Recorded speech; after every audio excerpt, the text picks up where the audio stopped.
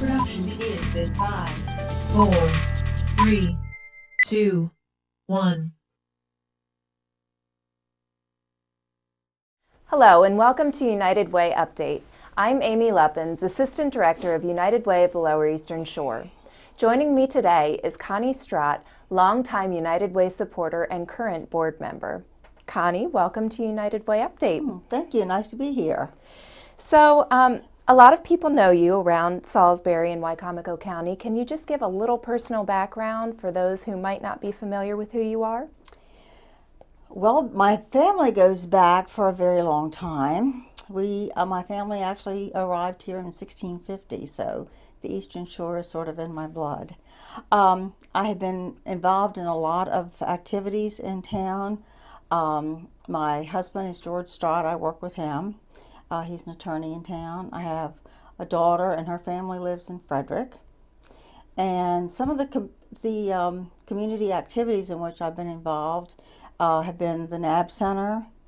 A friend of mine, Lee Whaley, and I started a Third Friday downtown, so we're really proud of that. I'm on the Arts and Entertainment Committee, and just to name a few. And you've been involved with United Way for quite some time. Yes, I have. Can you tell a little bit about how you first got involved with United Way? I was actually the chairperson of Big Brothers and Big Sisters, and this goes back a very long time. But I realized from that experience how significant United Way was, our local United Way was, to the Eastern Shore and to the agencies on the shore. Mm-hmm. And that's what really propelled me to really look into United Way, into what it did. And then I was asked to be on the board after I'd done my own kind of background investigations to find out exactly what they did. And I was very delighted to become a board member. And that was, I think it was maybe 15 years ago, a long time ago. And you served as, you were a past president as well. Yes, I served as a president, and I've been on the CIC committee, and I was re-entered the board, I suppose, July last year, and I'm currently the Wicomico County campaign chair. Okay, and so for someone who doesn't know what United Way is, they may have seen the commercials on the NFL games, they might be sort of familiar with it, but in Connie's words, what is United Way? United Way lends financial support. It also lends guidance to the agencies for whom it serves. And all of the money that's collected by the United Way, the local United Way, which to me is extremely important, stays within this location, within these 4 counties. Mm-hmm. And that's something that's very important to me. And they reach out, it's their mission to help as many people as they can. And we are actually part of a network of 1,400 United Ways that are all across the country and around the world, all in individual communities, but we're all working together for the common good, and we're all focused on educational programs, health programs, and financial stability programs. And all United Ways are different. Mm-hmm, yes. Ours is a small group. We have a staff of 7. Small but powerful. Yes. We have a staff of 7, and we really count on the support of our volunteers. We have hundreds of volunteers and hundreds of companies that support us, that make our work possible and enable us to help. It's over 80,000 people now every year in our 4-county area. So can you talk a little bit about those programs that we support, starting out with education? Well, with education, we have Imagination Library, which is... It's a great program that was actually started locally in 2012. So it's been just over 2 years that we've been doing the program. But as you said, we have distributed about 36,000 books to over 2,000 kids. And those books arrive once a month directly to the households of the children. They're mailed right to their home. And for many of these children who don't have access to literature on a regular basis, these are the types of programs that are giving them the tools that they need for success. We also have the Community Connection program that we have partnered with Salisbury School to provide those students with exposure to community issues and community needs, and let them give back and do some volunteer work. Which has been a tremendous program. I think that's been in progress for maybe about 10 or 12 years, something like that. And I know you're familiar with Boy Scouts and Girl Scouts outreach. Absolutely. I really am. And then lastly, just in as example, our Salisbury Horizons program, we partner with the group Salisbury Horizons to support their program that provides academic enrichment for children who may be at risk for one reason or another. But in total, through these educational programs, we were able to support over 25,000 kids just in the last year, and that's really significant in our small community. Yes, it is. Can you talk a little bit now about some of our financial stability programs? The food pantries would be one. I know that we give to the food pantry. We give to I think it's Samaritan Ministries, to name a few. We have programs where we help Diaconia, and we also have the Village of Hope and Worcester County Development in Worcester County. Village of Hope is one that we highlighted last year. Their transitional program there for women and children. We were talking about one of the graduates from that program who went on, when she came into the program, she was unemployed, she had a young daughter to support, and she really didn't know where to turn. She was basically at her own rock bottom. She spent 2 years at Village of Hope and was able to basically completely turn her life around. She took continuing education courses, she became a certified EMT. She now works full-time. She fully supports herself and her daughter, and it really is thanks to Village of Hope and the support of our community that afforded her the opportunity that she needed to change her life. And I think that is something that's so important when people are giving to United Way, to understand the significance and how important their money is, be it $1 or $5, whatever they're giving a week, how many people they are connecting with and how many lives they're saving. So it's very, very significant. And then lastly, our health programs. Can you speak a little about some of the health programs? Well, the Meals on Wheels is something that's dear to my heart. We also have, of course, we help Dove Point, we help Coastal Hospice, and again, in supporting the many, many things that they do in the community. Of course, with Coastal Hospice, that's the hospice on the lake, and those are just really important things that they do. And Chesapeake Housing is another partner that is fairly new to our United Way. We've been in partnership with them for a couple years now, but that's a 100% volunteer-led organization. They have no paid staff, and in one day, on a weekend, they can totally transform someone's life by building a wheelchair ramp. Someone who has never been able to get in and out of their home on their own can do so because of an organization like this and the volunteers that make it happen just in one Saturday afternoon. Yes, and that's a lot of work. I've participated in some of that, so it's a lot of work. But it's to see the expression on someone's face as they are able to go into their own home and come out is just, as I say, priceless. And I know you say it's a lot of work, but you don't have to have experience No, to do you do that not. kind of work. Trust me, you don't.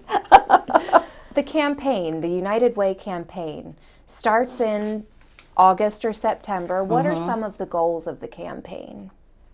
Well, I suppose you could say we need the money, but more than the money, we need to have the awareness. We need, our goal is to help people. And so therefore we have the fundraising, which begins in September. But the goal of United Way is to help as many agencies who are helping as many people on the shore as possible. And when we kick off the campaign, we start with the board staff kickoff. And that's a small event where our past board members, our staff members, we all make our pledge and we kick off the campaign before we open it up. But then we launch it with the CEO and Coordinator Breakfast, which is a huge event. Huge. Hosted yes. by Salisbury University. And last year we had almost 300 people in attendance and I think over 100 companies represented just Yes, here we from did. here on the Eastern Shore. So that's really something. And it's a good initiation for a lot of companies also to begin to know what United Way is about. And so then things start running. Absolutely. and lots of companies will have their own individual kickoffs. And can you discuss payroll deduction and what having a campaign means for a company?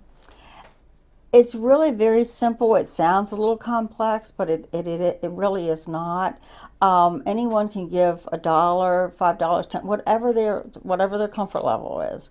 And as far as the company itself getting involved, it's a very minimal effort on their part. It can be done very, very easily. It probably takes maybe 10 or 15 minutes to set the program up. But what we do as United Way, we will go in and have campaigns and introduce people to that program. And generally something like that, a presentation will take about 20 minutes. But it really doesn't take a lot of company time to participate in this program. And this past year, we've done about 350 presentations within local companies to talk about different programs that we support and that we offer directly. And one thing that we keep hearing over and over and over again is, I had no idea that these programs were even out there. And I have family that could benefit, or I have friends that might need help, or even the employees themselves might be looking for some extra help. So yes, and I think you need to also emphasize that you do 3 a.m.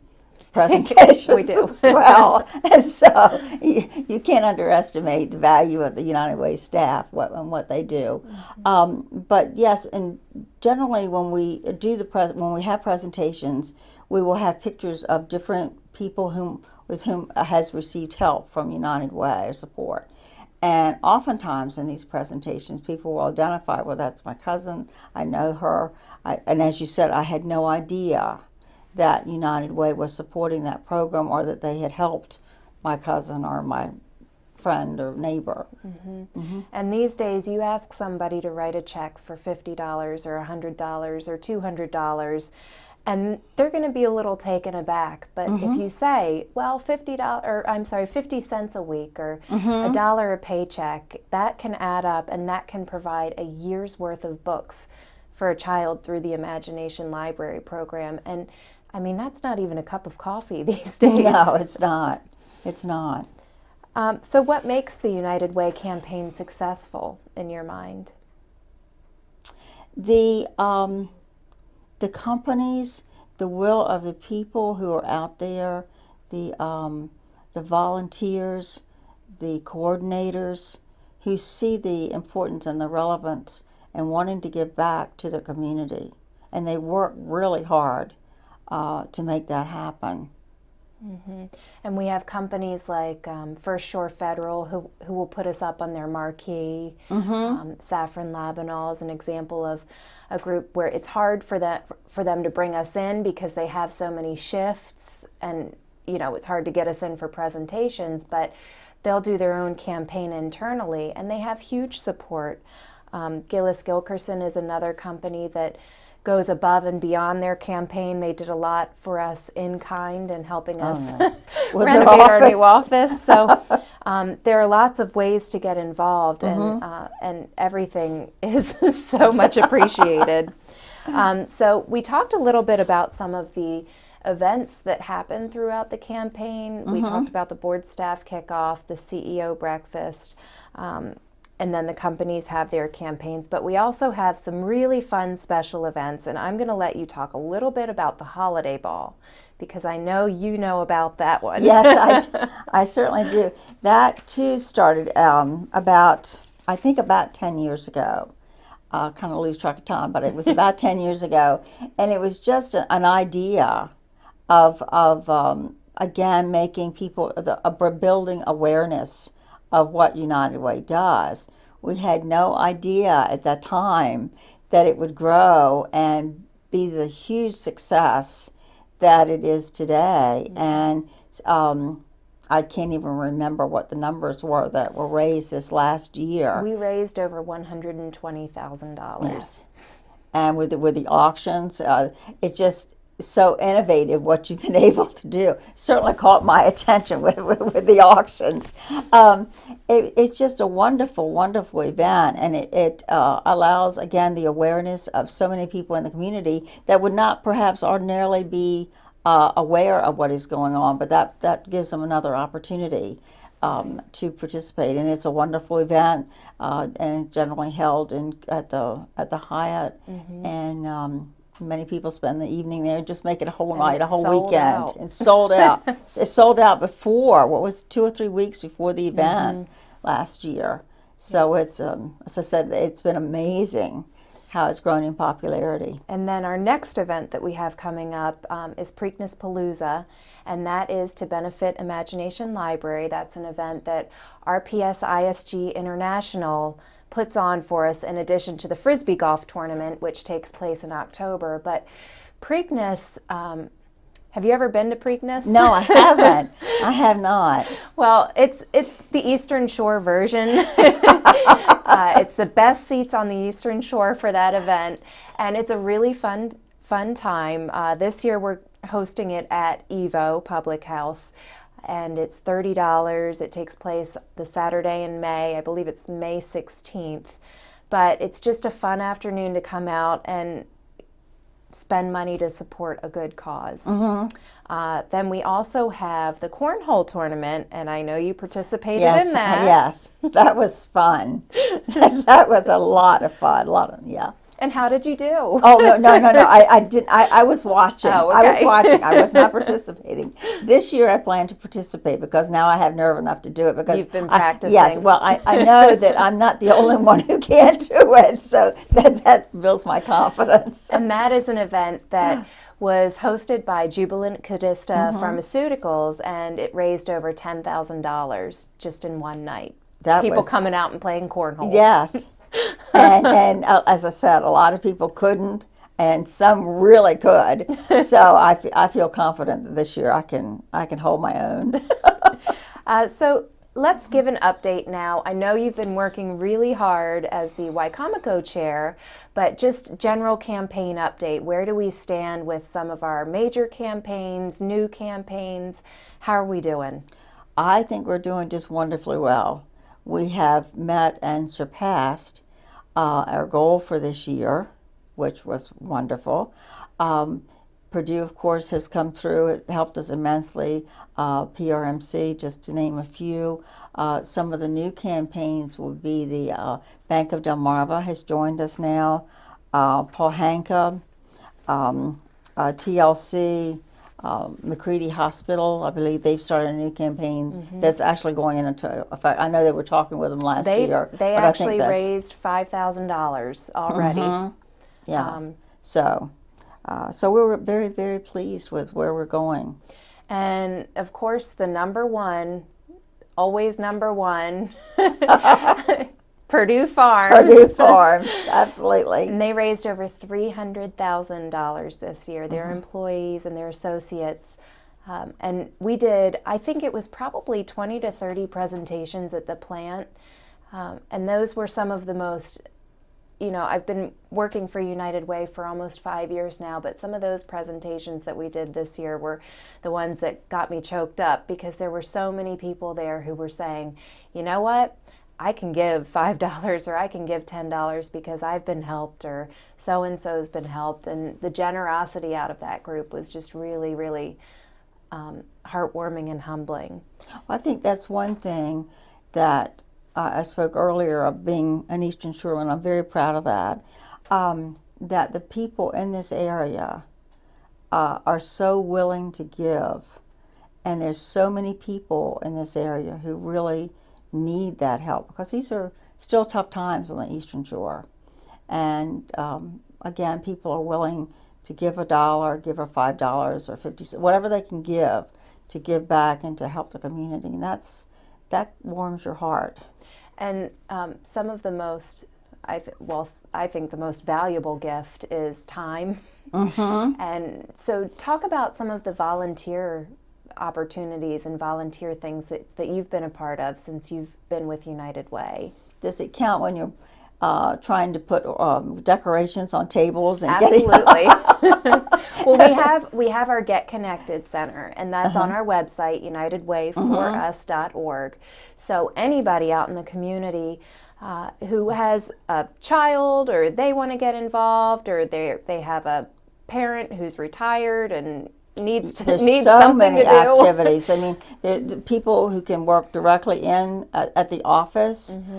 So many things on the outside of helping agencies where they might need help. I've done some of that, and there's just a lot of opportunities. Get connected is what people need to remember in order You have to reach out and be willing to give your time. And there's so many people who are willing to do that. We also had some new strategies over the past couple of years to get more people involved with United Way, and one was the 100 Docs campaign. Would you share some highlights from that? Yes, with Dr. Evie started that, and it was a challenge to him to try to get the medical community more involved, and he's had a tremendous success in doing that. And I can't remember exactly what they raised. It's close to $50,000 that they have raised, which is huge.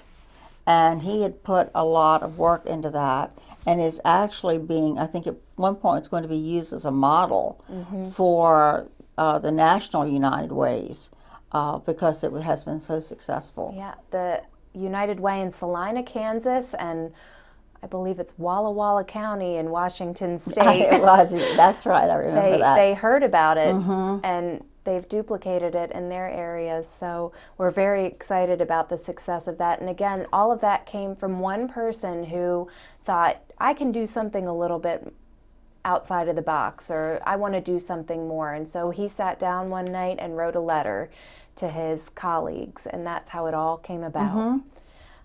We also have other ways that companies make the United Way campaign fun. So for someone who might be thinking, well, I want my company involved, but I'm not sure about payroll deduction, or I don't know if I want to do things the traditional way. Can you share some things that companies have done that have been fun, that have benefited United Way? Well, so some companies can be very imaginative with the things that they do. I mean, they've had car washes with their executives washing the cars, and Piedmont did the dash pole, the Dash 8 pole, and they competed. They had teams of 8 compete to see who could pull the airplane the farthest, the fastest, and it was ridiculous. And then they had a dunking booth afterwards. And then the Market Street Wine Dinner is another, just kind of outside of the box. It was, and now then that's even, I'm not sure, that was pre-sold for next year. Yes, that's going to be taking place in early February of 2016, and we're already just about sold out. I thought so, because I attended that. It was a wonderful event. And I know that they were passing it around, and we signed up. So once the campaign goal is reached, how is it decided where the dollars go? I know you referred to the CIC committee earlier, but for those who aren't familiar with CIC, it's Community Impact Committee. Can you explain a little bit about that? I can, and that is a very, very impressive procedure where the is involved with part of the board members of United Way, as well as some people who are community leaders who are all brought together, and they actually make the decisions. But prior to that, each agency is interviewed. There's a long process that they have to go through, and then that committee who interviews whatever agency it is, they take that information back to the CIC committee, and then from there that information is given, disseminated, and that decision is made. And the dollars always go where they are absolutely needed the Yes, most. That's and how they the are decisions local. are made. 100% of the money stays locally. So just because I know we're going to end soon, a few other exciting things going on with United Way. One is the Salisbury University student, well, we have two student United Ways. We have one at Salisbury University, and then we have one at Pocomoke High School. Do you want to share any information on them? Well, I think the one at the university, that is the first United Way, I guess, school club that they've had. Is that on the East Coast? It's or on the state level, on the state state level. Maryland. And that's been very impressive with some of the things that they have done and gotten themselves implemented into the system and doing lots of fun things and inventive things to raise money also. And the Pocomoke High School Student United Way is comprised of 33 freshmen and sophomores, and they go out and they do community service activities, and this was all the brainchild of their principal, Annette Wallace, who is also our Emerging Leader of the Year. Well, could you tell us a little bit more about the Emerging Leaders program? That is the group of young professionals, so we say young at heart, we don't put a number on it, and they give on the leadership level, but they want to give more than just financially. So this group comes together, they do different volunteer projects, different fundraisers, they have our Valentine's Carnival every year, and they're just a really well-connected, fun group who loves to have fun by giving back to the community. And then last but certainly not least, we have our new office. I know we need to mention that. So if you are looking for us, we have moved. Yes, we have moved. Not very far. And it's still in the E.S. Atkins complex, which the beautiful offices that have, thanks to, among others, have been Gillis Gilkerson, who helped tremendously, and I know I'm leaving out and some. It was over $160,000 worth of in-kind support from different organizations, Bates Moving Company and Becker Morgan, and that's just to name a couple.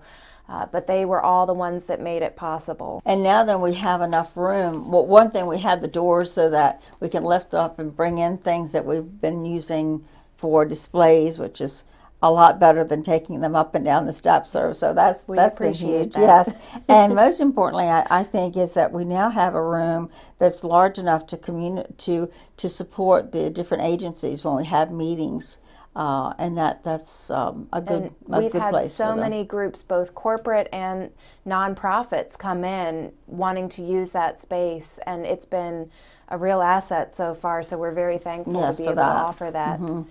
Well, we recently celebrated our 70th anniversary, and in your opinion, what has made United Way so successful in our community for 70 years now?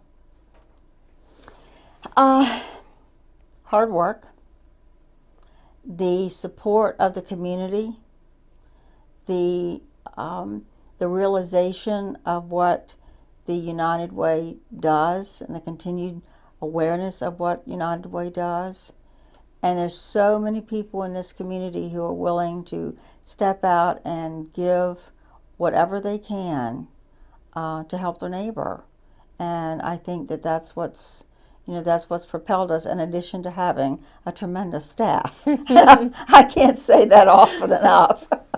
Well, I think it's volunteers like you that keep us going. And if anybody's sitting at home watching today and they want to get involved, all they have to do is call us at 410-742-5143, or they can go to our website at unitedwayforus.org, and we will get them involved. Absolutely. And they can make an impact. It just takes a little bit of time and a lot of heart. So thank you for tuning in to United Way Update. Please watch PAC 14 streaming live at pac14.org.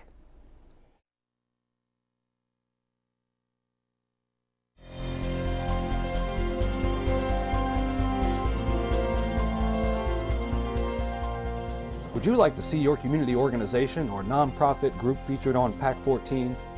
To get started, Contact us at 410-677-5014 or visit our website at www.pac14.org.